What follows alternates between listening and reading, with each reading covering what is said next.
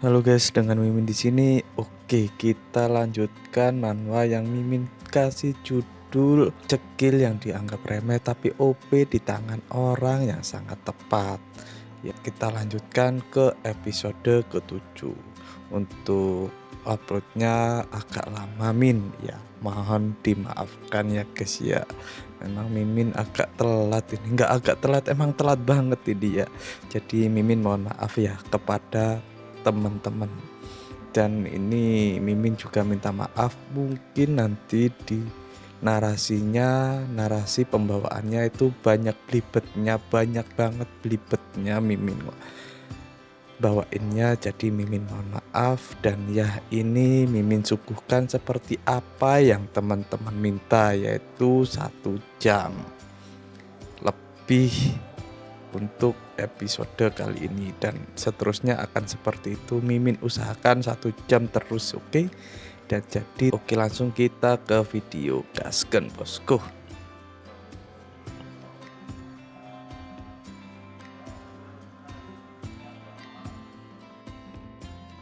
Setelah pertarungan antara Sangwoo dan kelompoknya Gyeonseo di episode sebelumnya, kini sudah 1 bulan telah berlalu. Di kantor JM agensi, Kang Junmoo yang ada di dalam sedang menelpon seseorang. Iya, siapa lagi kalau bukan sang MC kita yang sedang Kang Junmoo telepon. Di percakapan mereka, Kang Junmoo bertanya terkait perkembangan rencana yang sedang Sangwoo lakukan. Sangwoo yang mendengar pertanyaan itu dari Kang Junmoo, dia lantas memberitahukan kepadanya bahwa rencana yang sedang dia lakukan berjalan dengan sangat lancar. Dia juga memberitahukan kepada Kang Junmoo kalau sekarang dia sudah bisa memanggil 3 klon. Kang Junmoo yang mendengar itu langsung senang. Tak luput dia juga memberikan pujian kepada Sangwoo. Lalu pada saat ini kita diperlihatkan stat milik Sangwoo yang sudah mulai meningkat.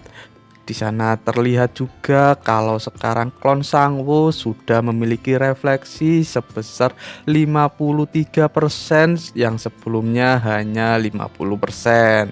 Setelah memberitahukan tentang kemajuan rencananya dan basa-basi sebentar, Sangwoo langsung bertanya kepada Kang Junmoo, apakah dia bisa menyediakan 3 tempat berburu besok. Kang Junmoo yang mendengar itu lantas menyanggupi permintaan dari Sangwoo.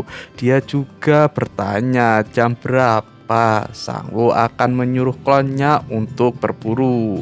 Sangwoo langsung menjawab kalau dia akan menyuruh klonnya berburu sekitar jam 12, karena Sangwoo berencana menyuruh klonnya untuk berolahraga terlebih dahulu di pagi harinya sebelum melakukan perburuan. Kang Junmoo yang mendengar itu, dia lantas menyetujuinya. Dia juga memberitahukan kepada Sangwoo kalau dia akan menjemput Sangwoo besok jam 12. Setelah mereka berdua membahas tentang area berburu, Sangwoo dan Kang Junmoo pun menutup teleponnya. Setelah menutup teleponnya, Sangwoo lantas menyuruh ketiga klonnya untuk berolahraga di taman sekarang juga. Klon Sangwoo yang mendengar itu hanya bisa terdiam dengan sedikit frustasi. Ya, kenapa harus selalu mereka disuruh-suruh ya? Namanya juga klon ya kan. Lanjut, setelah klonnya pergi dari kediamannya, Sangwoo pun mulai menjelajahi internet untuk menonton video tutorial, ya tutorial untuk berburu. Sangwoo berpikir kalau dia bisa melihat video tutorial tentang berburu, kemungkinan besar klonnya juga bisa melakukan hal yang sama, karena indera mereka sekarang sudah mulai terhubung melalui skill familiar. Setelah berpikir demikian, Sangwoo pun menonton video tutorial berburu. Dari tutorial berburu monster anjing, lalu tutorial berburu monster tikus, dan tutorial berburu monster ikan. Bahkan Sangwoo juga menonton video berburu janda kembang ya. Karena janda lebih menggoda guys ya. Oke, lanjut. Karena terlalu asiknya Sangwo melihat video tutorial, tidak terasa hari pun sudah berganti. Di keesokan harinya, klon Sangwo yang sudah selesai berolahraga kini mereka pun sudah kembali. Sangwo yang melihat Sangwo yang asik menonton video tutorial berburu janda, tidak terasa kalau matanya yang seperti panda akibat tidak tidur semalaman kini terlihat sekali. Saat dia melihat ketiga klonnya sudah selesai berolahraga, dia pun langsung menyuruh klonnya untuk mandi, lalu makan. Sambil menunggu para klonnya selesai mandi, Sangwoo berpikir kalau klonnya sangat luar biasa. Dia jadi ingin menggunakan skill familiar di saat klonnya melakukan perburuan, karena dia ingin merasakan sendiri sensasi saat berburu janda. Bukan berburu monster, lur. Di saat Sangwoo memikirkan itu, tidak terasa waktu pun mulai berlalu. Pada saat itu juga ada pesan dari Kang Junmo kalau dia sekarang sudah berada di tempat Sangwoo. Sangwoo yang melihat itu, dia lantas menyuruh klonnya untuk segera menyelesaikan makannya karena mereka akan berangkat untuk berburu. Klonnya yang mendengar itu lantas terkejut. Baru saja istirahat udah disuruh lagi. Begitu mungkin apa yang sedang klonnya pikirkan. Setelah klonnya selesai makan, Sangwoo pun lantas bergegas menemui Kang Junmo yang sudah ada di depan rumahnya. Setelah mereka saling sapa dan basa-basi, Sangwoo bertanya kepada Kang Junmo, apakah tempat berburunya sudah siap? Kang Junmo dengan santai menjawab, beres, Anda bisa tenang. Setelah mengetahui itu, Sangwoo pun langsung menyuruh ketiga klonnya untuk memasuki mobil milik Kang Junmo. Kang Junmo yang melihat itu lantas bertanya, apakah Sangwoo tidak ikut juga? Tidak, saya akan mengikuti mereka menggunakan skill familiar dan saya juga harus berlatih memperkuat mana. Jadi tolong antarkan mereka ke tempat berburu dan jangan lupa memberi saya pesan setelah Anda mengantar mereka, jawab Sangwoo sambil menjelaskan kenapa dia tidak ikut ke tempat para klonnya berburu, karena dia masih ingin melihat janda. Bukan, karena dia masih ingin belajar tentang memperkuat skill mana. Kang Junmo yang mendengar itu lantas mengerti, lalu dia pun pergi dari sana untuk mengantarkan klon Sangwoo di tempat berburu yang sudah Kang Junmo persiapkan. Setelah Kang Junmo pergi, Sangwoo pun masuk ke kediamannya kembali. Dia lantas berlatih untuk memperkuat mananya. Setelah Sangwoo mengikuti arahan yang telah diberitahukan oleh YouTubers, kini terlihat mana dari tubuh Sangwoo yang keluar berwarna biru dari sekujur tubuhnya. Dan beberapa saat kemudian nampak Sangwoo yang sudah bisa merasakan aliran mana yang berada di dalam tubuhnya. Mana yang mengalir dari setiap inci yang ada di dalam tubuhnya itu terasa oleh Sangwoo. Setelah Sangwoo merasakan aliran mana yang berada di dalam tubuhnya, keluarlah pemberitahuan bahwasanya Sangwoo mendapatkan skill baru, skill meditasi level 1, tipe skill aktif. Yap, itu kata pemberitahuannya. Kita tinggalkan dulu Sangwoo yang sedang berlatih untuk memperkuat mananya. Kini kita berpindah di salah satu tempat area berburu. Di sana kita diperlihatkan seseorang yang sedang menyeret tubuhnya yang berlumuran akan darah. Dengan berlinang air mata, orang itu bergumam, ini tidak mungkin. Ini adalah tempat berburu kelas F. Kenapa? Kenapa monster seperti itu ada di sini? Gumam orang itu seraya masih menyeret tubuhnya agar bisa keluar dari tempat area berburu tersebut. Juga diperlihatkan seekor monster yang sedang memakan ikan. Monster itu nampak sangat garang dengan deretan gigi gigi yang sangat tajam. Dan monster itu juga membawa sebuah pedang di tangannya. Orang yang tadi menyeret tubuhnya, dia merasa senang karena dia sudah berada di dekat tempat gerbang portal berada. Dia berusaha lebih keras lagi dan lebih keras lagi agar dia segera sampai ke tempat gerbang portal berada dan bisa keluar. Namun sayangnya monster yang sangat mengerikan itu sudah berada di dekatnya, dan monster itu bahkan sudah berada di atas dirinya. Dan terdengarlah teriakan yang begitu keras dari arah tersebut, dan nampaklah juga percikan darah yang begitu indah di saat teriakan itu menggema. Cerita pun berpindah ke tempat area berburu ikan bipedal. Di sana nampak Kang Junmo yang baru saja sampai untuk mengantarkan klon Sangwoo, dan di dan diterangkan juga oleh sang penulis kalau itu adalah tempat berburu terakhir yang akan dimasuki oleh klon Sangwoo karena semua klonnya sudah diantarkan. Setelah mereka berdua keluar dari mobil, Kang Junmo memberitahukan kepada klan Sangwoo bahwasannya ke area berburu yang mereka datangi adalah area berburu ikan bipedal. Dia juga menyarankan klon Sangwoo untuk berhati-hati karena ikan bipedal memiliki rahang yang sangat kuat, kalau digigit bisa patah. Setelah melihat klon Sangwoo memasuki tempat berburu, Kang Junmo lantas memberitahukan kepada Sangwoo bahwasannya dia telah mengantarkan semua klonnya di tempat area berburu masing-masing. Dia memberikan pesan kepada Sangwoo. Oke, sambil melihat ke arah klon Sangwoo yang pergi, Kang Junmo berpikir, tidak kusangka satu orang berburu di tempat berburu secara bersamaan. Mungkin ini akan menjadi trending topik di saat hasil berburunya sudah keluar. Aku menantikan hal itu, pikir Kang Junmo yang ceraya itu melihat klon Sangwoo. Di tempat lain, Sangwoo yang masih asik berlatih, dia dikejutkan saat ada notifikasi pesan masuk di HP-nya.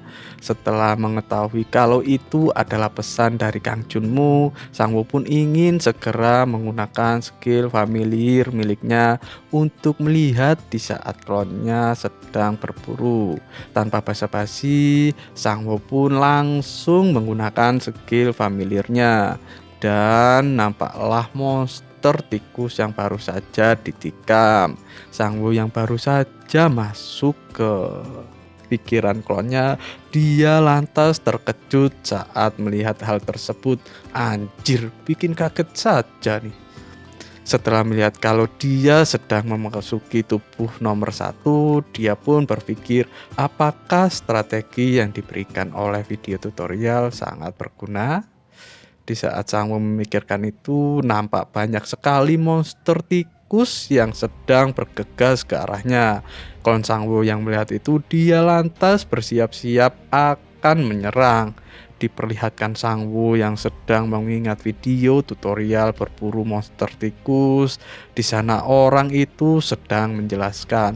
Oke, dengan Mimin di sini, baik, selamat datang di channel saya. Kali ini saya akan memberitahukan kepada kalian semua bagaimana cara berburu monster tikus. Namun sebelum kita lanjutkan, ada kalanya kalian subscribe, like, dan juga komentar terlebih dahulu. Ya, seperti kalian-kalian ini yang menonton video Mimin ya. Subscribe dong. Dan jangan lupa like dong. Yep, oke. Kita lanjut. Masa yang nonton 20.000 orang, yang subscribe cuma 20% dari penontonnya. Kan aneh. Ya, oke, lanjut. Kok nyindir? Dijelaskan oleh orang tersebut tersebut bahwa monster tikus akan menyerang dengan berjalan lurus.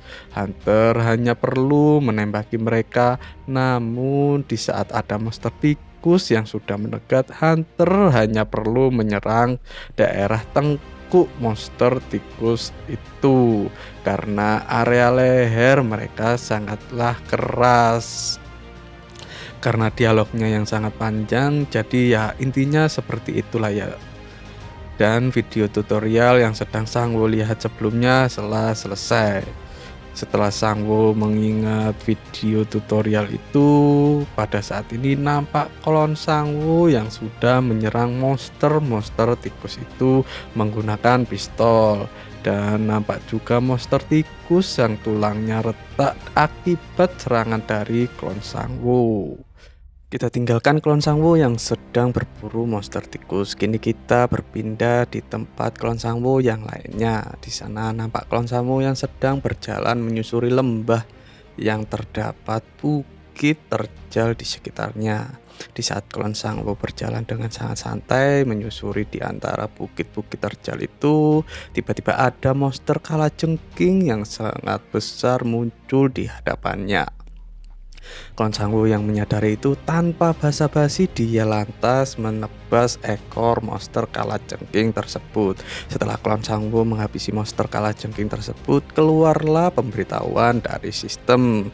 Kekuatan Anda meningkat, refleks Anda meningkat, mana meningkat, dan terus seperti itu. Banyak sekali notifikasi kenaikan stat muncul di hadapan Sangwo. Dan tidak lupa di sana juga ada Sangwo yang sedang mengamati klonnya menggunakan skill familiar. Dan pada saat ini kita juga berpindah ke tempat klon Sangwo yang sedang berburu monster ikan bipedal. Di sana nampak klon Sangwo yang sedang dikepung banyak ikan bipedal. Namun dengan sangat santainya klon Sangwo langsung membantai habis monster-monster tersebut. Dan sekarang kita diperlihatkan semua klon Sangwo yang sudah membantai monster-monster yang ada di tempat berburu mereka masing-masing. Nampak banyak sekali bangkai monster yang berada di bawah kaki klon Sangwo. Kita tinggalkan klon Sangwo yang sedang membantai monster-monster yang berada di tempat berburu mereka.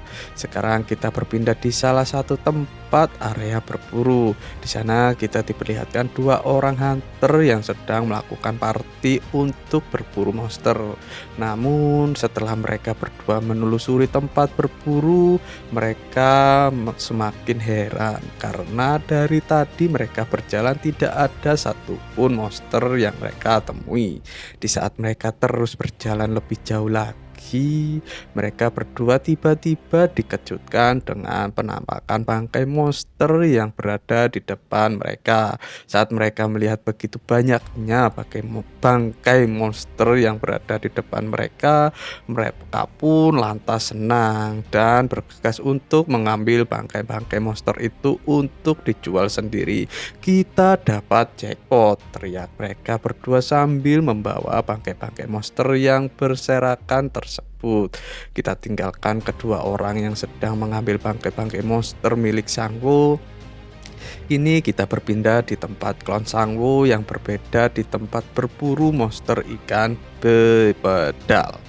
Di sana Sangwo yang sedang berada di tubuh klonnya yang nomor 3 itu, dia merasa ada yang janggal setelah klonnya membantai monster bipedal. Setelah berpikir dengan sangat keras, Sangwo pun menyadari kalau klonnya belum membawa bangkai-bangkai monster ikan bipedal ke tempat penyimpanan bangkai. Setelah Sangwo menyadari itu, dia lantas menyuruh semua klonnya untuk membawa bangkai-bangkai monster yang sudah mereka habisi ke tempat penyimpanan. Di saat klonnya sedang membawa bangkai monster ikan bipedal, Sangwo melihat sesuatu. Ya, dia sedikit terkejut. Dia bertanya kepada klonnya, kenapa klonnya tidak membawa bangkai monster ikan bipedal yang berada di sampingnya. Klonnya yang mendengar pertanyaan dari Sangwo, dia menjawab dengan santai bahwasannya bangkai monster itu bukan miliknya. Sangwo yang mendengar jawaban itu sontak meronta-ronta. "Kau bilang apa?" cepat bawa itu juga karena itu adalah uang. Uang kau tahu, jadi cepat kau bawa sekarang juga, teriak Changwoo kepada klonnya yang nomor 3 itu. Klonnya yang mendengar itu hanya menuruti perintah dari Sangwoo. Dia lantas ke tempat bangkai monster itu. Setelah klonnya mendekati bangkai monster itu, Sangwoo merasa kesal karena bangkai-bangkai monster itu sudah hancur. Alhamdulillah.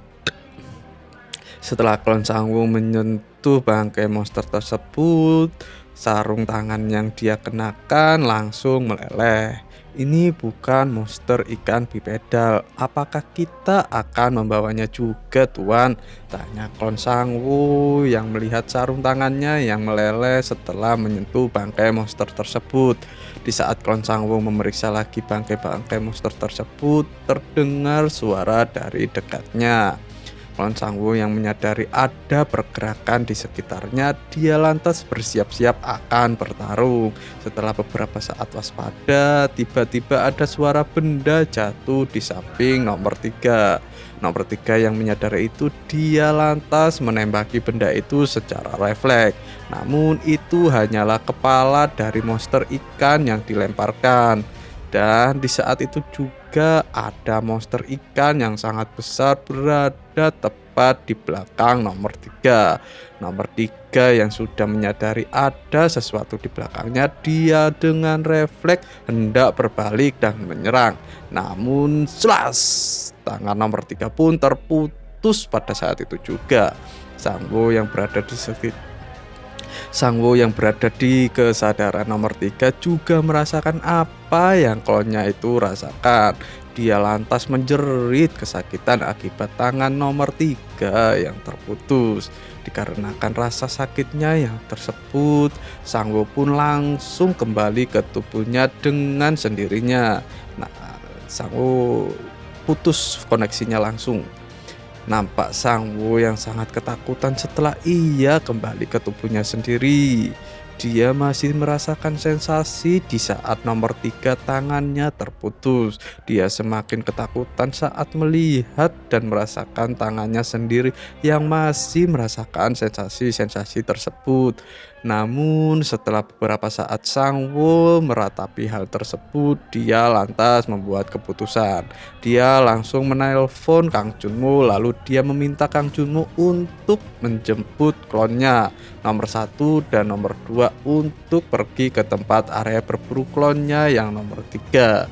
Setelah Sangwoo selesai mengatakan itu kepada Kang Junmo, dia lantas menyuruh klonnya untuk pergi ke tempat klonnya yang nomor 3 berada melalui telepati. Lalu Sangwoo pun bergegas ke tempat area berburu ikan bipedal juga. Di sisi lain, nomor 3 di sana nampak nomor 3 yang sudah kehilangan salah satu lengannya. Di depan nomor 3 ada monster yang membawa senjata berupa pedang yang bermandikan akan api merah warnanya, membara dan menakutkan pedang tersebut. Dan monster yang membawa pedang tersebut adalah monster ikan yang memiliki tubuh layaknya manusia, namun sangatlah besar perawakannya. Garang monster tersebut. Kita tinggalkan nomor 3 yang berhadapan dengan monster tersebut. Kini sudah beberapa saat berlalu. Sangwoo yang sudah bergegas ke tempat area berburu ikan bipedal, dia baru saja sampai ke tempat area berburu tersebut. Setelah Sangwoo sampai, dia lantas berjalan untuk memasuki ke tempat area berburu. Namun di saat langkah kakinya terus menapak, dia melihat status yang dia miliki. Dia melihat kapan waktu dia bisa memanggil klonnya kembali. Namun sayangnya waktu untuk memanggil klonnya kembali masih sangat lama. Sangwoo yang menyadari itu hanya bisa menggertakkan giginya. Setelah Sangwoo berada di pintu masuk area berburu, dia dihentikan oleh penjaga yang ada di sana untuk melihat gelang identitas Sangwoo. Setelah Sangwoo memperlihatkan gelang identitasnya, dia pun dipersilahkan masuk. Di dalam sudah ada Kang Junmo beserta 2 klonnya. Setelah mereka mereka berdua saling sapa, Kang Junmo lantas bertanya apa yang sebenarnya terjadi. Sampai-sampai Sang Woo membawa semua klonnya ke tempat area berburu ikan bipedal. Sang Woo lantas menjelaskan kepada Kang Junmo kalau di dalam area berburu monster ikan bipedal ada monster yang sangat kuat. Dia juga memberitahukan ciri-cirinya kepada Kang Junmo bahwa monster tersebut memiliki tubuh layaknya seorang manusia dengan kepala ikan. Kang Junmo yang mendengar ciri-ciri dari monster yang Sang Woo katakan, dia pun sontak terkejut karena monster tersebut bernama Fishman dan itu adalah monster kelas D. Setelah Kang Junmo mengetahui jenis monster apa yang sedang mereka hadapi, dia lantas hendak bergegas ke tempat pos penjaga untuk melaporkan hal tersebut. Namun tindakan itu dihentikan oleh Sang Woo. Sang Woo dengan sangat percaya dirinya meminta Kang Junmo untuk melaporkan hal tersebut nanti saja setelah kedua klonnya memasuki portal. Kang Junmo yang mendengar itu sontak terkejut dong. Apa yang Anda maksud? Tanyanya bingung dengan apa yang sedang Sang Woo rencanakan. Namun dengan santai dan percaya diri Sang Woo berkata, "Saya harap Anda bisa mempercayai saya. Kalau saya bisa mengalahkan monster tersebut." Jawabnya sangat-sangat santai dan percaya diri yang membuat Kang Junmo yang mendengar itu hanya bisa terdiam, tidak bisa berkata apapun lagi. Setelah Kang Junmo menyetujui akan proposal yang Sang Woo utarakan, kini Sang Woo lantas menggunakan skill familiarnya. Dia langsung berpindah ke tubuh klonnya yang sudah memasuki portal untuk berburu ikan bipedal atau untuk mencari monster Fishman yang membunuh nomor 3. Di sana nampak kedua klon Sang Woo yang sedang menyusuri jalan yang sudah dilewati oleh nomor 3. Setelah mereka berdua berjalan menyusuri jalan yang sudah dilewati oleh nomor 3, mereka pun tiba di tempat nomor 3 diserang oleh monster Fishman. Di sana nampak monster Fishman yang sedang memakan nomor 3 yang hanya tersisa bajunya doang. Setelah mereka melihat Fishman sedang memakan nomor 3, Sang Woo yang sudah memasuki klonnya dan klonnya satunya lagi, mereka berdua pun berjalan mendekati monster Fishman yang sedang memunggungi mereka dengan sangat perlahan. Setelah dirasa jangkauan tembakannya sesuai dan tepat, Sang Woo dan klonnya pun mulai bersiap akan menembak. Dan gema suara tembakan yang Sang Woo dan klonnya lakukan terdengar seantero hutan. Namun sayangnya tembakan mereka berdua tidak melukai monster Fishman. Tembakan tersebut hanya menggores kulit kepala monster Fishman saja. Pikir Sang Woo yang terheran-heran dengan apa yang sedang terjadi di hadapannya. Monster Fishman yang merasakan itu lantas marah. Berani-beraninya semut lemah mengusikku di saat aku sedang makan. Begitu mungkin yang sedang difikirkan oleh monster Fishman setelah terkena tembakan dari Sang Woo dan klonnya. Setelah monster Fishman melihat siapa yang menyerangnya, dia pun lantas bergegas ke arah Sang Woo dan klonnya untuk menyerang mereka. Namun sayangnya serangan itu dapat begitu mudahnya dihindari oleh mereka berdua. Tak lupa juga Sang Woo melancarkan serangannya di saat dia menghindari serangan dari monster Fishman tersebut. Namun serangan dari Sang Woo tidak dapat menggores sedikit pun kulit monster Fishman yang tebalnya lebih tebal daripada kulit teman yang sedang meminjam uang tapi belum juga bayar utang yang sebelumnya. Ya, dia ngutang lagi guys. Sang Woo yang melihat kalau serangannya tidak dapat menggores kulit monster Fishman hanya bisa terheran-heran. Di saat Sang Wu terbengong tersebut, Monster Fishman lantas menyerang Sang Wu lagi. Untungnya serangan tersebut dapat Sang Wu hindari. Dia berbadan besar, jadi dia pasti bergerak dengan sangat lambat. Begitu pikir Sang Wu yang masih menghindari serangan Fishman.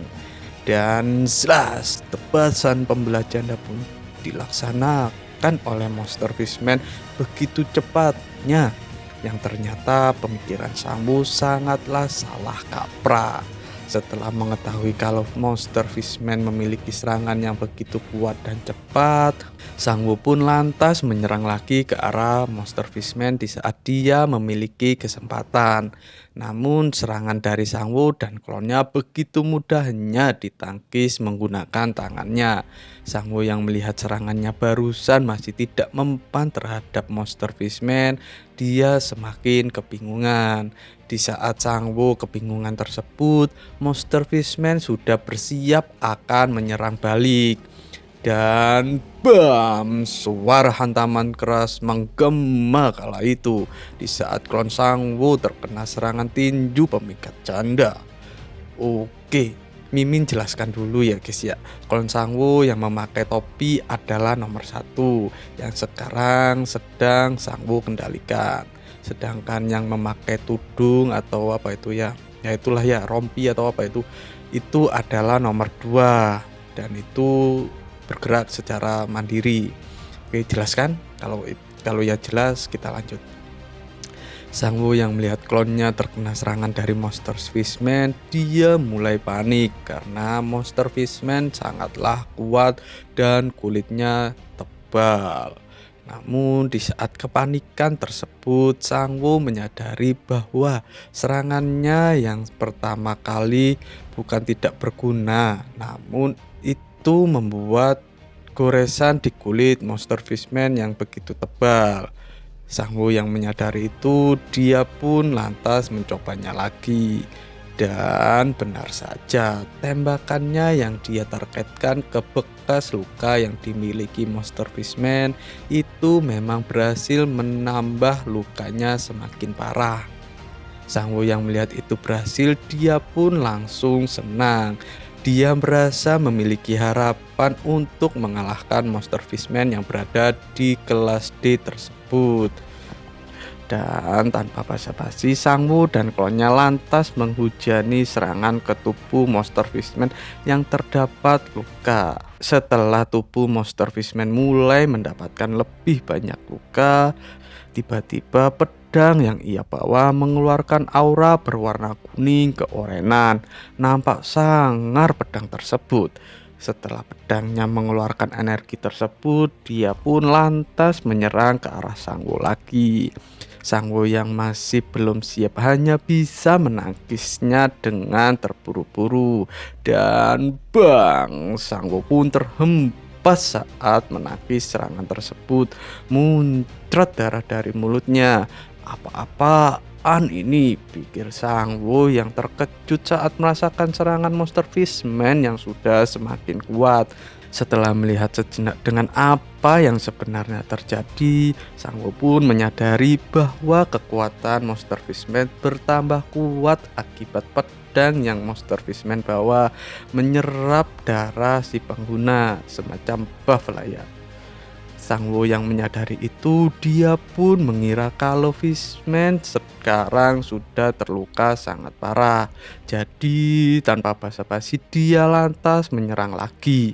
Bukannya tumbang karena banyaknya luka yang ia terima, Monster Fishman lantas semakin marah. Dia langsung menyerang ke arah Sang Wu dan dlep, Sang Wu pun tertusuk pedang tersebut. Sang Wu yang terkena tusukan itu tidak menyerah. Dia lantas menghujani Monster Fishman dengan serangan dikala dia masih terkena tusukan tersebut. Monster Fishman yang dihujani tusukan oleh Sang Wu semakin marah. Dia lantas menyerang Sang Wu dengan tangan satunya, namun dapat Sang Wu tangkis. Dan jual beli serangan oleh mereka berdua pun berlangsung begitu lama. Karena merasa semakin kesal, Monster Fishman pun mencabut pedangnya dengan menendang Sang Wu untuk menjauhkannya. Setelah mendapatkan jarak, ia pun mengayunkan pedangnya lagi ke arah Sang Wu, ingin ditebas menjadi dua Sang Wu oleh Monster Fishman. Namun sebelum tebasan itu mengenai Sang Wu, nomor 2 datang dan menghentikan serangannya tersebut. Setelah menangkis serangan tersebut, Sang Wu dan klonnya pun mundur untuk mendapatkan jarak. Setelah mendapatkan jarak yang cukup, mereka berdua pun lantas menyerang lagi ke arah Monster Fishman secara bersamaan. Dan tebasan janda kembang melesat ke arah tubuh Monster Fishman. Setelah serangan tersebut, nampak tubuh Monster Fishman yang sudah semakin menyedihkan dengan banyaknya luka yang berada di tubuhnya. Lalu dia pun tumbang di sana. Sang Wu dan klonnya yang menyadari kalau mereka sudah menumbangkan Monster Fishman, mereka pun menghela nafas dengan lega. Karena mereka berdua juga sudah sangat kelelahan, apalagi Sang Wu yang menggunakan tubuh nomor 1 yang sudah terkena tusukan. Setelah Sang Wu beristirahat sebentar, dia pun bangun hendak mengambil bangkai Monster Fishman. Namun terkejutnya dia di saat Monster Fishman tidak ada di sana. Hanya nampak jejak kaki yang terdapat di sana. Sang Wu yang melihat Monster Fishman masih hidup dan pergi dari sana, dia pun lantas menyuruh nomor 2 untuk mengejar Monster Fishman karena tubuh nomor 1 sudah babak belur. Tanpa basa-basi, nomor 2 pun mengejar Monster Fishman. Kita berpindah ke sisi yang lain. Di luar portal tempat area berburu ikan bipedal, nampak di sana ada seseorang yang memaksa ingin memasuki tempat area berburu karena mereka sudah melakukan reservasi dan menunggu lama di sana. Namun para penjaga tempat area berburu yang ada di sana tetap menghentikan mereka untuk memasuki portal. Di sana juga masih ada Kang Junmo yang menunggu kembalinya Sang Wu. Di saat orang-orang itu masih berdebat, tiba-tiba ada seseorang yang menyadari ada yang datang dari dalam portal area berburu. Para penjaga portal yang melihatnya, mereka lantas bersiap-siap akan bertarung. Dan ya, yang datang dari portal area berburu adalah si Monster Fishman yang sebelumnya melawan Sang Wu dan klonnya. Dia berlari ke arah portal dengan sangat cepat. Para penjaga pun tanpa ampun menghujani tembakan ke arah Monster Fishman yang bergegas menuju portal. Namun sayangnya serangan mereka tidak mempan sama sekali. Dan nampak sekarang Monster Fishman yang sudah tepat berada di hadapan portal hendak melewati portal tersebut. Di belakang Monster Fishman nomor 2 yang sedari tadi mengejarnya, kini dia bersiap-siap akan menyerang. Dan tanpa basa-basi dia pun melemparkan pisaunya ke arah Monster Fishman yang hendak melewati portal. Namun sayangnya pisaunya terpental saat mengenai kulit Monster Fishman. Tapi tanpa diduga-duga Sang Wu yang ada di sana, dia lantas menangkap pisau milik nomor 2 yang terpental. Dan pisau itu pun tertancap ke kepala Monster Fishman. Para penjaga yang melihat itu hanya bisa melongo dibuatnya. Dan Monster Fishman pun jatuh saat itu juga. Dan nampak juga nomor 2 yang menangis terharu dengan apa yang sudah Sang Wu lakukan. Setelah Sang Wu mengalahkan Monster Fishman, orang yang dikirim oleh asosiasi hunter untuk menyelidiki tempat itu pun datang. Sambil berjalan dan menelpon atasannya, orang itu berkata kepada orang yang dibalik telepon kalau dia baru saja datang dan akan segera menyelidiki apa yang sebenarnya terjadi. Namun ketika dia berjalan lebih jauh lagi, dia dibingungkan dengan banyaknya orang-orang yang sedang berkerumun di sana. Yang ternyata dia sedikit terkejut terkejut saat melihat monster fishman sudah mati dan bangkainya masih terlihat sangat baru. Lalu orang itu pun bertanya kepada orang-orang yang menjaga tempat itu, apa yang sebenarnya terjadi di tempat itu. Penjaga yang ditanyai lantas menjelaskan bahwasannya kalau ada laporan tentang monster kelas D yang ada di dalam area berburu kelas F, itu memang benar adanya. Dan dia juga memberitahukan bahwa sebelum ada orang yang melaporkan hal tersebut, ada seorang hunter yang bergegas masuk, dan hunter tersebut adalah yang membunuh monster fishman tersebut. Bahkan orang itu juga mengatakan kalau hunter yang membunuh monster kelas D tersebut adalah hunter kelas F. Orang dari asosiasi hunter yang mendengar itu sontak terkejut dong. Kok bisa hunter kelas F bisa membunuh monster kelas D? Itu pikirnya. Lalu penjaga itu pun memberitahukan kepada orang dari asosiasi hunter tersebut kalau orang yang membunuh monster tersebut adalah orang yang ada di sana, dan dia juga memberitahukan kalau orang itu menggunakan skill menggandakan diri saat melawan monster fishman tersebut. Yang dimaksud penjaga itu adalah sang MC kita, lur. Orang dari asosiasi hunter yang mendengar itu pun langsung berpikir keras.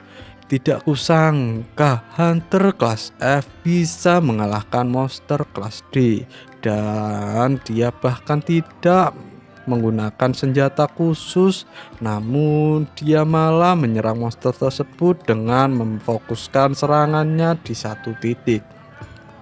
Tapi apakah bisa seseorang melakukan hal seperti itu dengan target yang bergerak? Pikirnya kala itu yang masih kebingungan. Namun orang itu tidak mau ambil pusing terlalu jauh. Lalu dia pun bergegas hendak memasuki portal untuk memeriksa apakah masih ada monster kelas D lain yang ada di dalam area berburu. Dan dia juga menyuruh penjaga portal tersebut untuk menyelidiki terkait masalah ini dan melaporkannya setelah dia keluar. Penjaga itu pun menyetujui hal tersebut.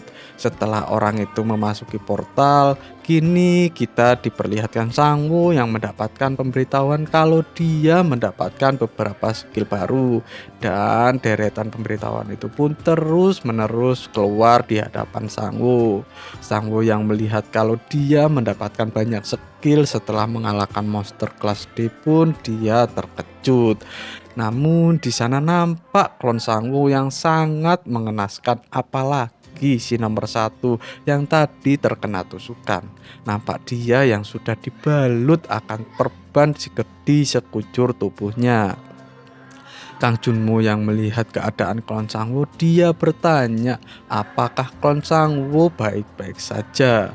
Namun Sangwoo dengan sangat santainya menjawab kalau klonnya akan baik-baik saja karena dia sudah mendapatkan skill regenerasi, dan dia akan membuat klonnya seperti itu agar skill regenerasinya bisa meningkat.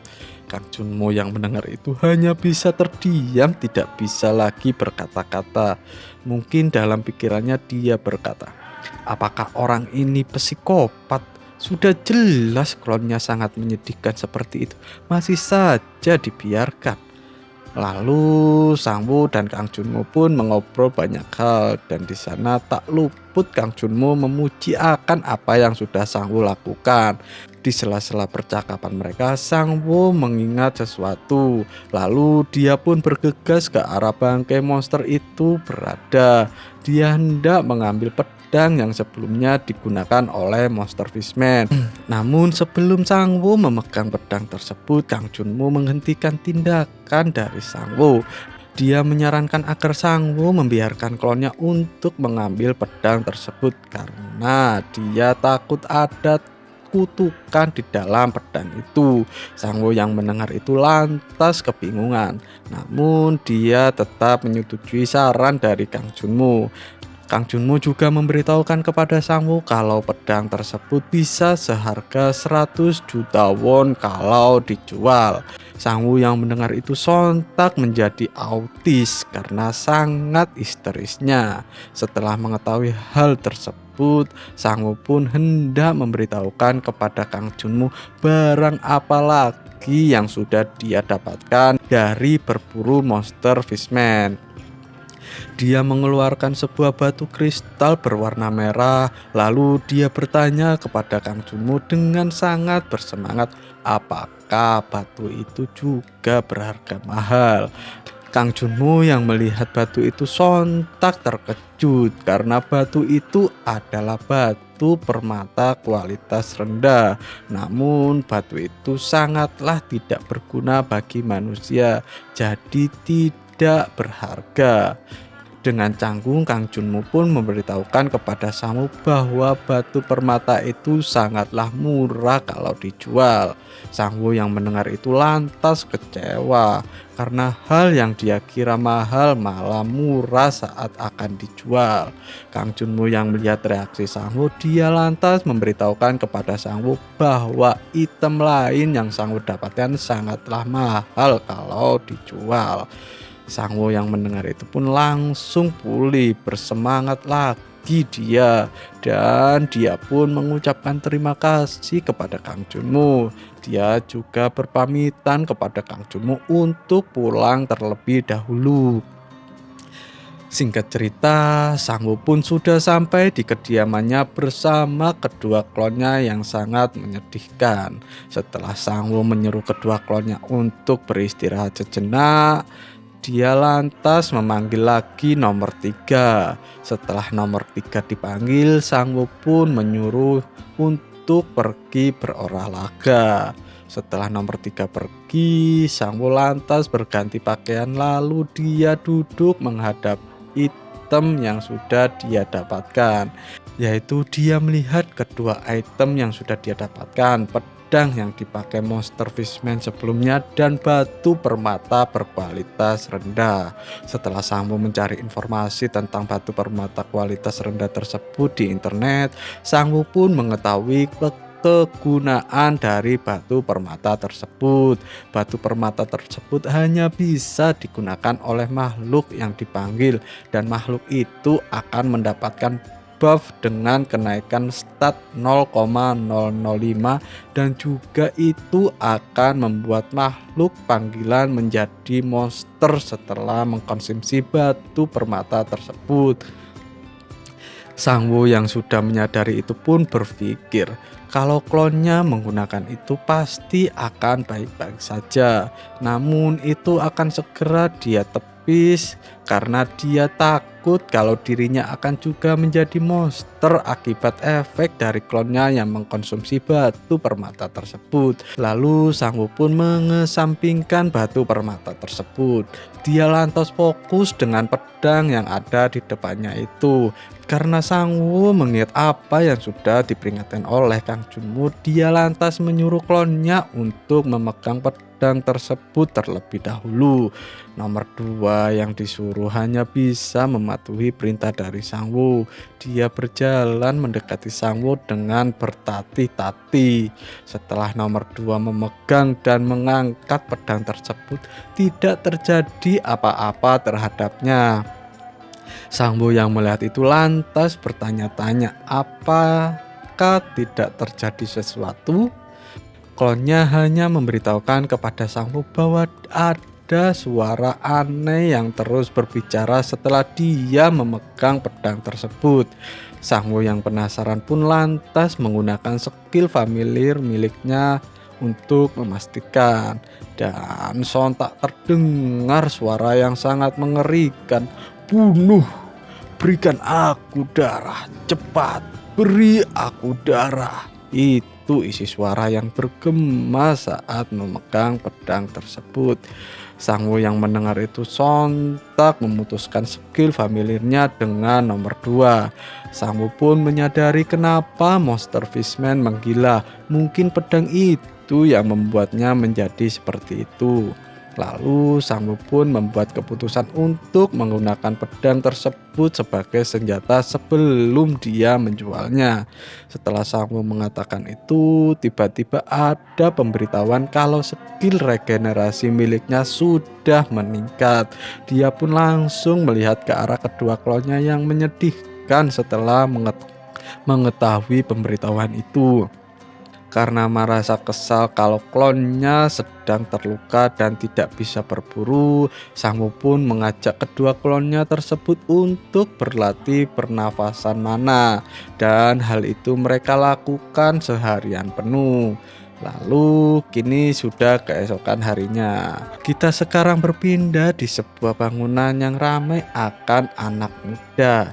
Yaps, itu adalah kampus tempat Sangwoo belajar. Sangwoo yang sudah mulai ke kampus lagi, dia pun sekarang sedang berjalan di koridor kampusnya yang penuh akan anak muda.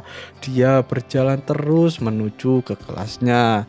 Di perjalanan, Sangwoo merasa kalau liburan semesternya terasa sangat singkat karena dia terlalu sibuk dengan berburu monster dan mengorganisir klonnya. Lalu dia pun melihat bar statnya yang terlihat stat milik Sangwoo yang sudah semakin meningkat banyak. Namun anehnya di sepanjang jalan dan banyaknya orang yang ada di sana, tidak ada satu orang pun yang menyapa Sangwoo. Setelah Sangwoo sampai di kelasnya, dia pun memasuki kelasnya dan terdapat Gyeongdo sudah berada dalam kelas tersebut, yang ternyata Gyeongdo satu kelas dengannya. Gyeongdo yang melihat adanya Sangwoo, dia pun menyapanya. Lalu mereka berdua pun duduk bersama dan obrolan bapak-bapak pun dimulai. Di saat mereka sedang asik mengobrol, para ciwi-ciwi yang juga satu kelas dengan Sangwoo, mereka sontak melihat ke arah Sangwoo. Mereka terkejut karena Sangwoo dulunya gendut, kini sudah menjadi good looking, dan itu membuat para ciwi-ciwi itu terus membicarakan Sangwoo. Gyeongdo yang menyadari itu lantas menyindir Sangwoo karena sekarang sudah menjadi populer. Lalu Sangwoo dengan sangat seriusnya bertanya kepada Gyeongdo, apakah penampilannya begitu sangat berubah? Gyeongdo dengan sangat serius namun sedikit bercanda berkata, kau kan belum pulang ke rumahmu ya? Aku bisa menjamin kalau nanti kedua orang tuamu tidak akan bisa mengenali dirimu saat kau pulang, ujarnya yang dengan cengengesan. Sangwoo yang mendengar itu hanya bisa menggaruk kepalanya karena frustasi. Lalu Gyeongdo pun mengajak Sangwoo untuk minum-minum bersama sepulang kuliah. Sangwoo yang mendengar itu sontak menolaknya karena dia sudah memiliki janji dengan orang lain. Gyeongdo yang mendengar penolakan Sangwoo dan mempunyai janji dengan orang lain, dia pun sontak marah. Dia lantas berteriak histeris karena Sangwoo sudah berkhianat dan pergi makan bersama seorang wanita. Sangwoo yang melihat tingkah dari temannya itu panik dong dia.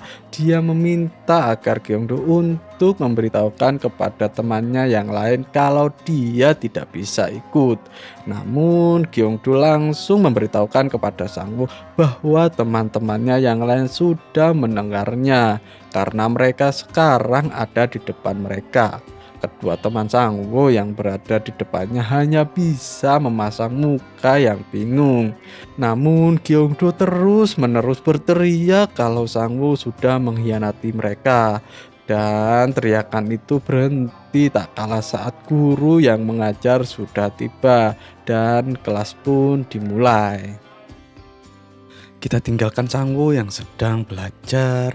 Pada saat ini kita pindah negara ya guys ya.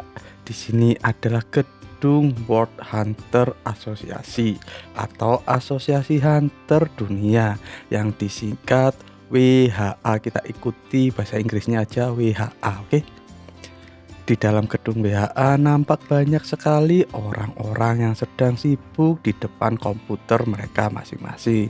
Kita berpindah lagi di sebuah ruangan milik salah satu petinggi orang WHA. Di sana nampak ada seseorang yang sedang melihat ke arah jendela.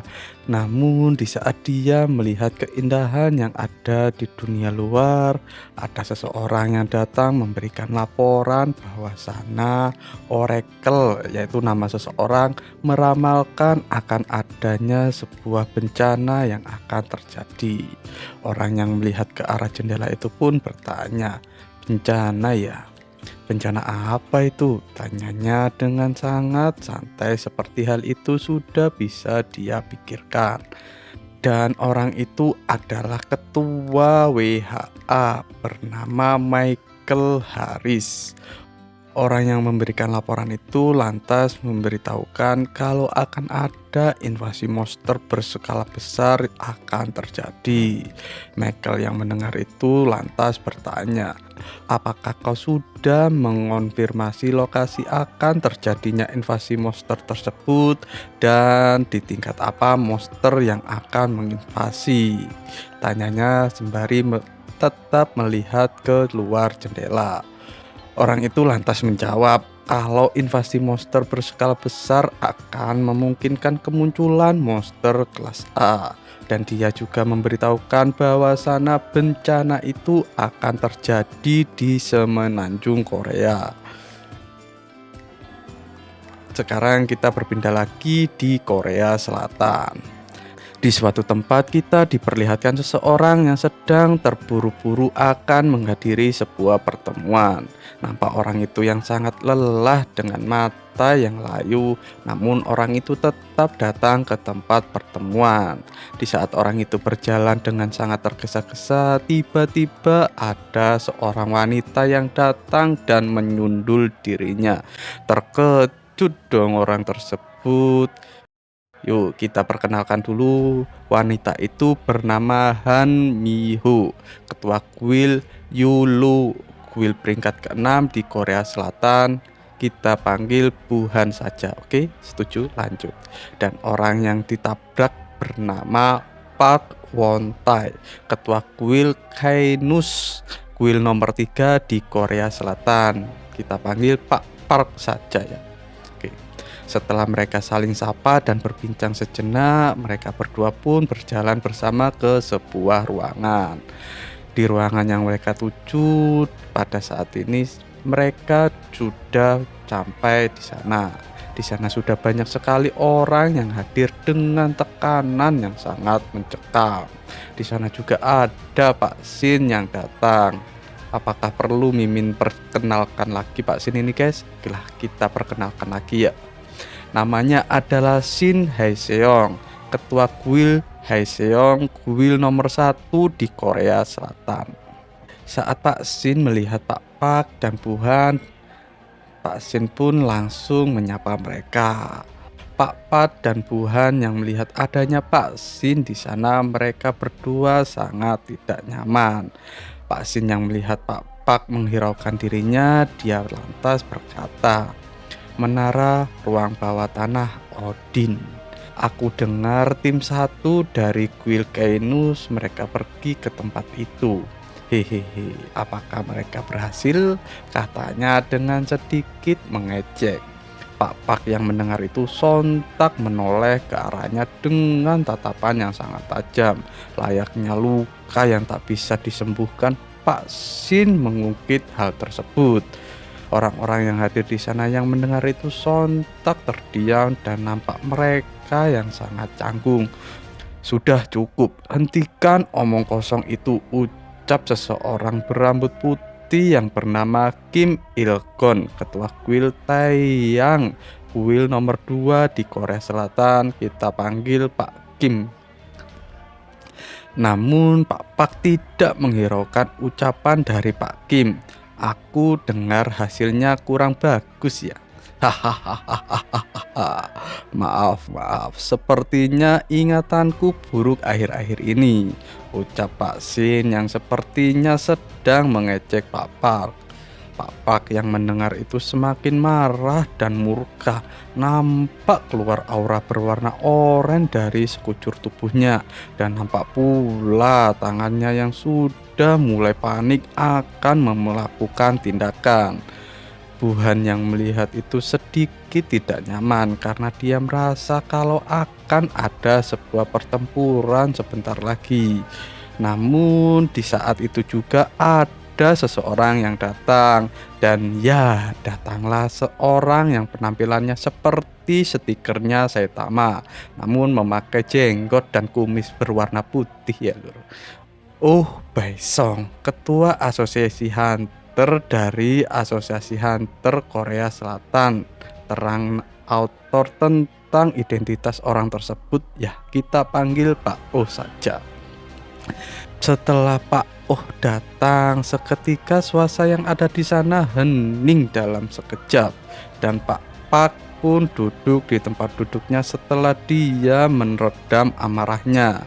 Orang-orang yang melihat itu langsung menghela nafas karena lega. Setelah Pak Oh duduk, dia lantas mengucapkan kata sambutan dan terima kasih kepada semua orang yang sudah hadir di sana.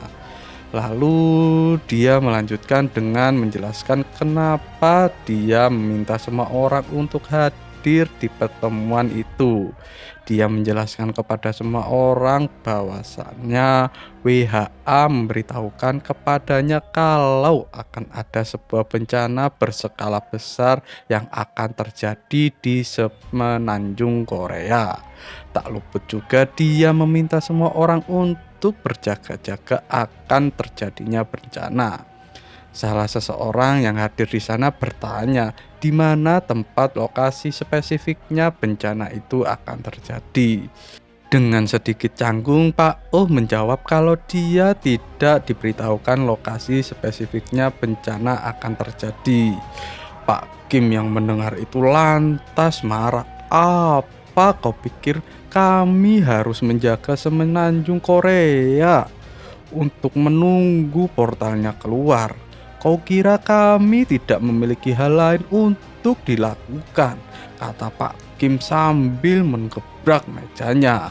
Orang-orang yang ada di sana juga setuju dengan apa yang dikatakan oleh Pak Kim. Namun mereka berbicara layaknya seekor nyamuk mendengung. Kebiasaan lah. Pak Oh yang melihat reaksi orang-orang yang ada di sana hanya bisa menundukkan kepalanya karena malu. Dan sepertinya Pak Oh ini adalah orang biasa lur, bukan seorang hunter. Jadi untuk saat ini kita asumsikan seperti itu saja ya lur. Soalnya belum ada keterangan lebih lanjut di sini Pak Oh itu seorang hunter atau hanya orang biasa. Tapi menurut Mimin sih orang biasa sih. Oke lanjut. Melihat sikap Pak Oh yang sedikit canggung, Pak Pak pun mengangkat tangannya. Instruksi Pak, kata Pak Pak kepada Pak Oh. Instruksi Pak Pak langsung diterima oleh Pak Oh. Tidak dimatikan ya mic-nya lur. Ya, saya memiliki usul bagaimana kalau setiap kuil menyiapkan tim untuk melakukan penyerangan saat bencana itu terjadi, dan tim itu akan selalu siap dan siaga di kuilnya masing-masing. Apabila bencana itu terjadi dan lokasinya sudah dipastikan, semua tim itu akan berangkat ke tempat bencana itu terjadi. Dan semua kuil harus melakukan itu tanpa terkecuali. Kalau ada yang melanggar, kuil tersebut akan terkena sanksi. Ujarnya kala itu menyampaikan usulnya sambil menatap ke arah Pak Sin dengan tatapan tajam. Pak Oh yang mengira kalau usulan dari Pak Pak sangatlah bagus, dia lantas meminta persetujuan kepada semua orang yang hadir di sana dengan mengatakan, orang yang menyetujui usulan dari Pak Pak bisa mengangkat tangannya. Orang-orang yang ada di sana pun sontak mengangkat tangannya setelah mendengarkan hal tersebut. Buhan pun juga mengangkat tangannya pertanda dia juga setuju. Bahkan Pak Sin mengangkat tangannya juga pertanda dia menyetujui usulan tersebut. Setelah Pak O melihat kalau semua orang yang ada di sana menyetujui usulan tersebut, dia pun menutup pertemuan tersebut. Kalau begitu, kita pakai usulan dari Pak Pak dan mohon kerjasamanya, ujarnya menutup pertemuan tersebut. Setelah rapat itu selesai, kini kita berpindah di tempat Sangwo berada. Sangwo yang baru selesai kelasnya, kini dia sedang berjalan untuk pulang ke rumahnya. Namun tidak begitu jauh Sangwo pergi dari kampusnya, nampak ada Haeyun yang sedang berbicara dengan seseorang. Yang ternyata orang itu sedang meminta nomor HP-nya Haeyun karena Haeyun adalah wanita tipenya. Haeyun yang dimintai nomor telepon, dia contak menolak dengan alasan kalau dirinya saat ini sudah memiliki pacar. Namun orang itu maksa ingin meminta nomor HP Haeyun dengan alasan mereka bisa berteman terlebih dahulu. Ya, berawal dari teman nantinya ada sayang, anjay, siap everybody. Saat itu juga Sangwo yang melihat mereka, dia pun menyapa Haeyun. Haeyun, apa yang kau lakukan di sini? Sapa Sangwo. Kakak, bukan, sayang. Akhirnya kau datang juga. Ayo cepat kita pergi dari sini. Aku sudah menunggumu dari tadi, kata Haeyun sambil menarik Sangwo pergi dari sana dan meninggalkan orang tadi yang meminta nomor Haeyun. Setelah mereka sudah jauh dari kampus Sangwo dan Sangwo sudah mengetahui kenapa Haeyun menyeretnya, dia pun berkata, "Jadi kau menyeretku barusan karena orang tadi meminta nomor HP-mu ya?" "Iya kak, dan dia tetap memaksa loh. Jadi saya bilang kalau saya sudah punya pacar, lalu kakak pun datang," jawab Haeyun dengan sedikit kesal. "Tapi saya belum punya pacar loh kak, kakak harus tahu itu," tambahnya lagi memberitahukan Sangwo. "Ya, wanita akan memberikanmu sebuah kode kalau kalian baik lur." Itu catatan yang Mimin kasih untuk teman-teman penonton channel Mimin ya. Dan jangan lupa kalian juga harus ganteng. Kalau baik saja nggak ganteng ya percuma. Oke, lanjut bercanda lur. Lalu mereka pun pergi ke tempat makan untuk makan daging, seperti apa yang sudah Sangwo janjikan kepada Haeyun di episode sebelumnya. Di saat mereka asik mengobrol dan berbincang seraya berjalan, tiba-tiba ada sebuah notifikasi pesan yang masuk ke dalam HP Sangwo. Sangwo yang melihat isi pesan itu sontak senang dong. Bagaimana nggak senang kalau isi pesan tersebut adalah pesan dari Kang Junmu yang memberitahukan kepada Sangwoo kalau uang hasil penjualan berburu monster sudah dikirimkan ke rekeningnya. Dan Sangwoo juga sudah membayar utang 50 juta won kepada Kang Junmu untuk membeli skill familiar. Setelah itu, Sangwoo pun berkata kepada Haeyun kalau hari ini dirinya akan mentraktir Haeyun makan daging di restoran daging sapi Korea. Haeyun yang mendengar itu sontak senang. "Gas lah kak, aku sudah lapar ini." Singkat cerita, mereka pun sampai di restoran daging sapi Korea. Di sana nampak ada daging sapi yang dipanggang bersama dengan irisan bawang bombay. Kelihatan enak banget gak sih lur?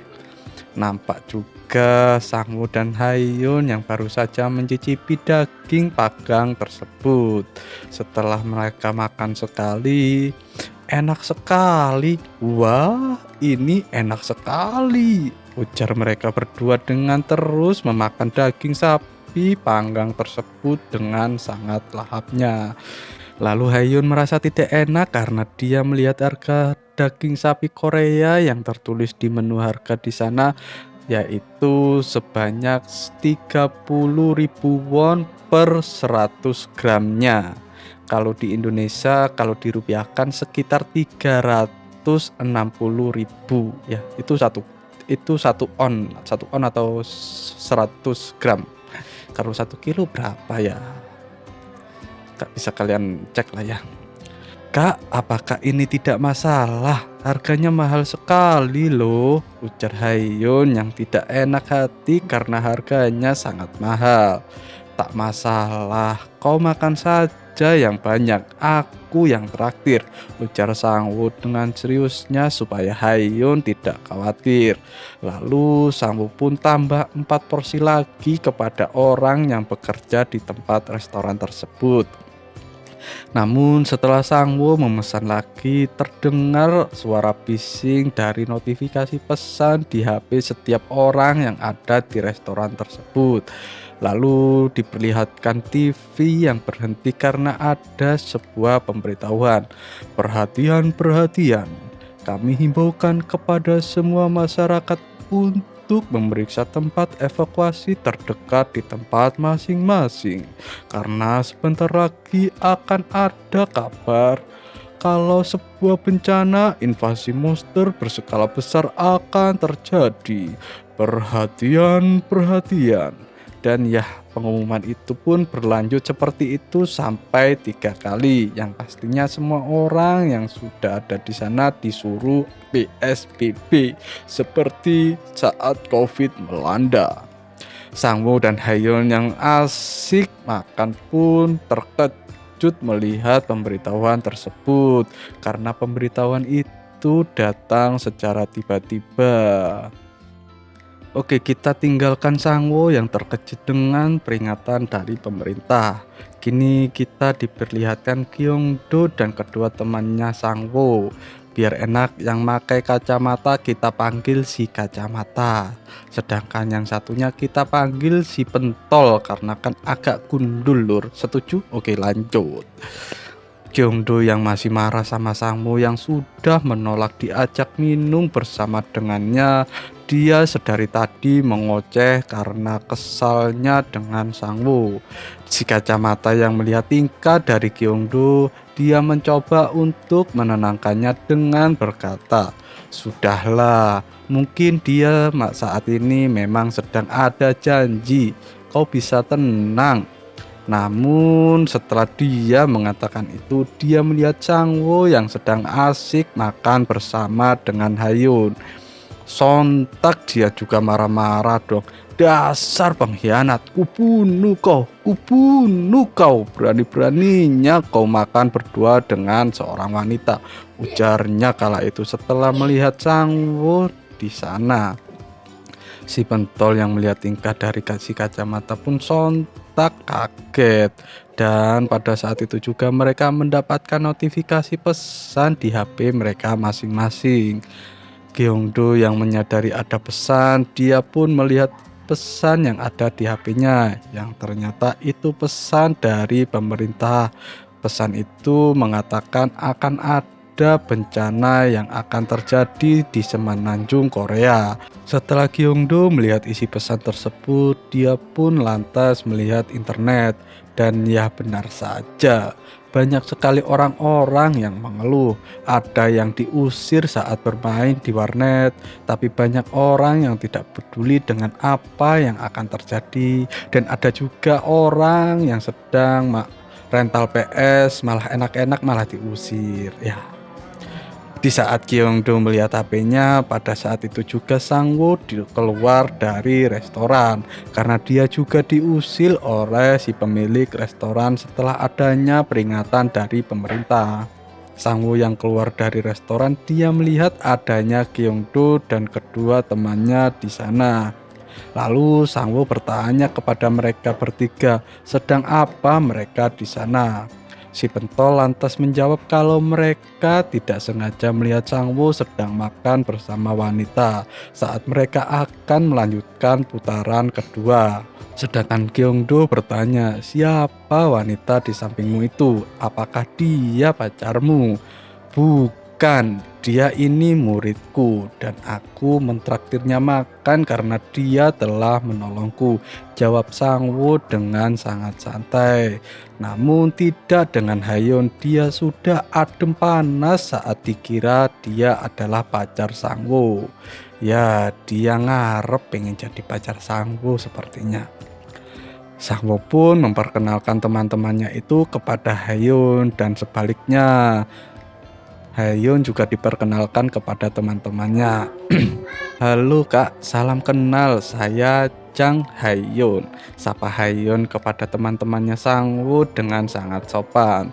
Teman-temannya Sangwoo juga menyapa Hayun dengan sangat sopan juga saat melihat Hayun sopan. Apalagi seorang cewek, pastilah ya sebagai kaum jomblo akut sedikit refleks kalau ada seorang wanita cantik yang menyapanya seperti itu. Setelah mereka saling sapa, Sang Woo pun memberikan bungkusan daging yang sebelumnya dia pesan kepada Hayun. Hayun awalnya menolak pemberian dari Sang Woo tersebut, namun karena Sang Woo memaksanya, Hayun pun menerimanya. Sok jaim lah ya, biasalah wanita lah seperti itu. WKWK.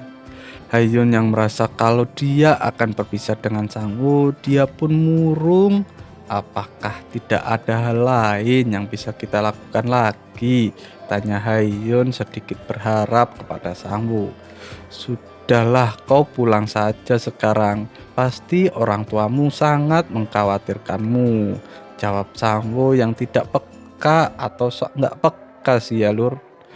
Teman-teman Sang Woo yang melihat apa yang dilakukan oleh Sang Woo hanya bisa bergumam, dasar idiot, dasar bego. Itu sepertinya cuma konsep ya. Sang Woo yang mendengar gumaman dari teman-temannya, dia sontak marah. Apa yang kalian gumamkan? Kalian juga cepat pulang. Apakah kalian tidak mendengar tadi ada pengumuman dari pemerintah kalau akan ada bencana? Teriak Sang Woo kepada teman-temannya tersebut. Teman-temannya yang melihat Sang Woo sudah mengomel, mereka pun lantas pergi dari sana untuk melanjutkan minum-minum lagi. Sedangkan Hayun juga berpamitan untuk pulang terlebih dahulu. Setelah mereka semua pergi dari sana, Sang Woo pun bergegas untuk pulang ke tempat tinggalnya. Di jalan, Sang Woo melihat orang-orang yang tidak peduli dengan peringatan yang sudah diberitahukan oleh pemerintah. Dia merasa kalau dia sendiri yang terlalu sensitif dengan peringatan yang sudah diumumkan. Nampak orang-orang yang sangat santai seperti tidak terjadi apa-apa. Ya, seperti saat COVID melanda dulu ya, lur. Setelah Sang Woo melihat akan hal itu, dia pun menelpon Kang Junmu untuk memastikan apa yang sebenarnya terjadi. Setelah Kang Junmu mengangkat telepon dari Sang Woo, mereka pun berbasa-basi sejenak. Setelah mereka berbasa-basi, Kang Junmu memberitahukan kepada Sang Woo kalau hal tentang bencana sangatlah rahasia, karena hanya hunter kelas tinggi saja yang mengetahui hal tersebut dengan sangat detail. Dia juga memberitahukan kepada Sang Woo bahwa pemerintah akan menyembunyikan masalah ini selama 3 bulan dan hanya menyuruh masyarakat untuk berjaga-jaga saja. Sang Woo yang mendengar itu lantas marah dong, karena dia berpikir kalau bencana yang akan datang sangatlah besar dan berbahaya. Namun kenapa pemerintah menyembunyikan fakta tersebut dan menyuruh masyarakat waspada saja? Kang Junmo yang mendengar Sang Woo marah, dia hanya menjelaskan kalau pemerintah menyuruh semua masyarakat untuk PSBB, maka siapa yang akan membayar kebutuhan sehari-hari masyarakat dan siapa juga yang akan mengganti rugi kerugian setiap perusahaan. Ya intinya kayak waktu COVID lah ya, di Indonesia ya seperti itu. Sang Woo yang mendengar penjelasan dari Kang Junmu, dia hanya bisa menggertakkan giginya karena kesal. Gretek gitu suara giginya. Kang Junmu lantas memberitahukan kepada Sang Woo lagi kalau dirinya berencana akan segera mengungsi ke tempat yang aman. Sang Woo yang mendengar itu lantas membuat keputusan bahwa dia akan pulang ke rumahnya untuk menemani kedua orang tuanya. Singkat cerita, Sang Woo pun sampai ke kediamannya atau bisa dibilang apartemen kontrakannya lah ya. Setelah masuk ke rumahnya, Sangu pun menyapa kedua klonnya. Saya sudah hampir sembuh sepenuhnya, Tuan. Alhamdulillah, saya masih hidup, Tuan, jawab nomor satu sambil memuntahkan darah. Sangu yang melihat keadaan klonnya yang nomor satu, dia pun melihat ke bar statusnya.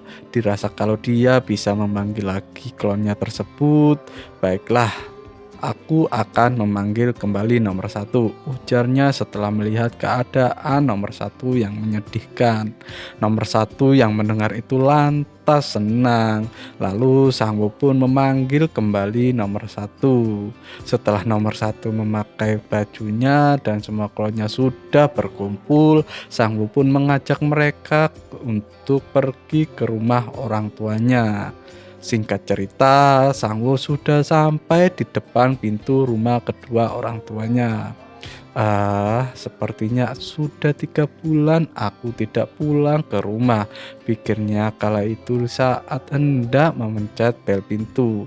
Setelah dibuka, aku pulang, Bu, sapa Sangwo kepada ibunya sambil memberikan bingkisan daging sapi yang sudah dia beli. Siapa ya? Tanya ibu Sangwo yang tidak mengetahui anaknya sendiri. Bahkan ayahnya sendiri tidak mengenali wajah anaknya sendiri. Sangwo yang melihat ekspresi kedua orang tuanya yang seperti itu hanya bisa membatin. Sepertinya benar apa yang dikatakan Gyeongdo, kedua orang tuaku tidak akan bisa mengenaliku. Pada saat itu juga tiba-tiba adik Sangwo yang mendengar kalau kakaknya pulang, dia langsung bersemangat. Namun saat dia melihat Sangwo, dia berkata, Anda siapa ya?" Sangwo yang melihat tingkah dari adiknya yang seperti itu, dia hanya bisa menangis dalam hati.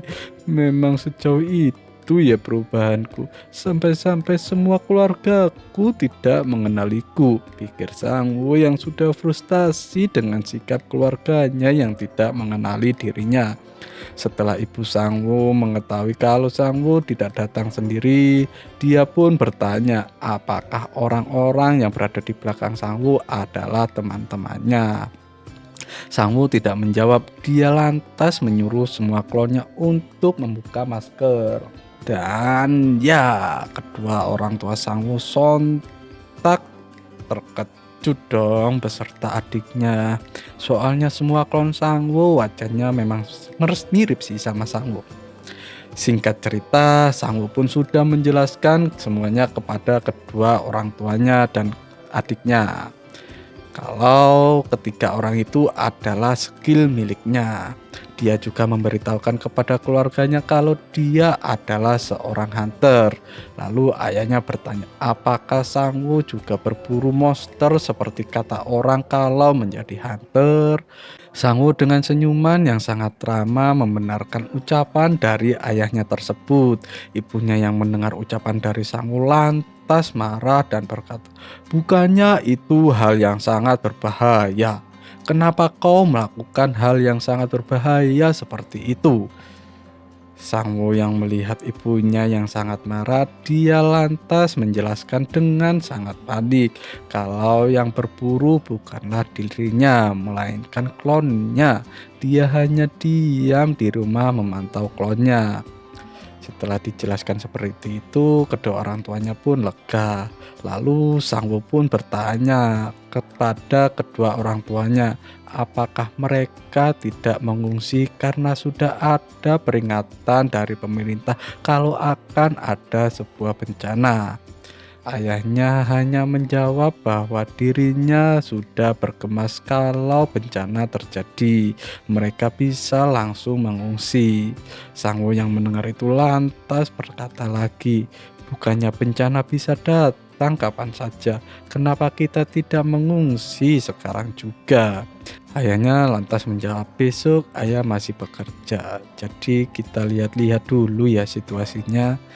Sangwo yang mendengar jawaban dari ayahnya hanya bisa terdiam. Dan adiknya malah tidak peduli, dia hanya asik memainkan HP-nya. Andai saja asosiasi mau memberitahukan bencana tingkat apa yang akan terjadi dengan sangat spesifik, mungkin masyarakat tidak akan meremehkan akan hal ini. Ah, sial, pikir Sangwo yang kesal sembari menggertakkan giginya lagi. Lalu Sangwo pun membuat keputusan. Baiklah, aku akan tetap di sini bersama kalian untuk saat ini, ujarnya setelah membuat keputusan yang sangat matang. Dia juga berbohong kepada kedua orang tuanya kalau kampusnya diliburkan. Lalu Sangwo pun mengeluarkan bingkisan daging sapi yang sudah dia bawa. Ibu Sangwo pun menyiapkan makan malam karena sudah saatnya mereka makan dan pasti Sangwo lapar sehabis perjalanan jauh. Sambil menyiapkan makan malam, Ibu Sangwo bertanya kepada Sangwo apakah klonnya juga perlu makan bersama mereka. Klon Sangwo yang mendengar kalau mereka akan makan masakan yang enak, mereka langsung senang. Namun mereka langsung kecewa setelah mendengar Sangwo berkata kalau klonnya hanya akan makan nasi saja. Lalu nampaklah makanan rumahan yang sangat enak dan menggugah dari tangan sang ibu tercinta. Itu masakan saat kita baru pulang merantau atau pergi jauh dari rumah ya. Pasti masakannya seperti itu. Coba kalau kalian keseringan di rumah atau kalian terlalu sering di rumah dan kalian ngebu di rumah, ya pasti akan seperti ini makanannya. WK bercanda lur, bercanda. Di saat mereka akan makan bersama dengan sangat gembira dan bersemangat, tiba-tiba boom, ledakan besar terjadi di samping Sangwo tanpa dia sadari, dan beberapa saat pun berlalu. Sangwo yang pingsan akibat dari ledakan tersebut, dia kini mulai membuka matanya. Nampak Sangwo yang terluka akibat ledakan tersebut. Di kepalanya ada darah yang menempel dan itu masih sangat segar. Di saat Sangwo melihat apa yang sebenarnya terjadi, begitu terkejutnya dia melihat apa yang ada di depannya. Nampak sekali monster yang begitu banyak berkeliaran di sana, dan nampak juga bangunan apartemen rumahnya yang sudah hancur akibat ledakan tadi. Ada monster layaknya Godzilla sebagai penguasa di tempat itu. Mereka seperti bencana atau hari kiamat terjadi di sana. Dan apa yang akan terjadi selanjutnya? Apakah Sangwo dan keluarganya akan selamat? Dan apa yang akan Sangwo lakukan mengenai hal tersebut? Kita tunggu di episode selanjutnya. Untuk episode kali ini ya sampai di sini saja dulu ya. Like kalau kalian suka video ini, dislike kalau kalian tidak suka. Terima kasih dengan Mimin di sini. See you next video. Bersambung.